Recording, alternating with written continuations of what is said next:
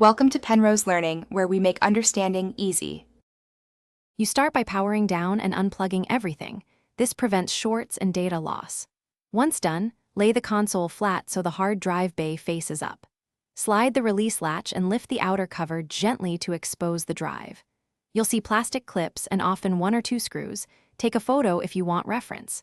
Make sure to work on a non-static surface and keep small containers for screws.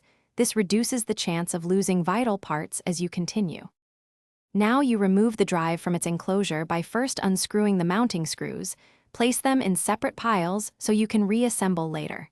Once screws are out, use a plastic pry tool to depress clips. Metal tools can crack the casing. Pull the drive straight out. Do not tilt or force since connectors are delicate. If it resists, double-check for hidden screws or clips. Keeping steady pressure and small controlled movements prevents snapped tabs and helps the connect. Finally, if you need internal access, unscrew the printed circuit board or access panel carefully and note cable orientation. This helps with correct reassembly. Inspect connectors and pins. Bent pins are the most common failure point, and straightening them with a plastic tool can save the drive. When reassembling, reverse the steps. Slide the drive in straight, secure screws and snap the cover back on.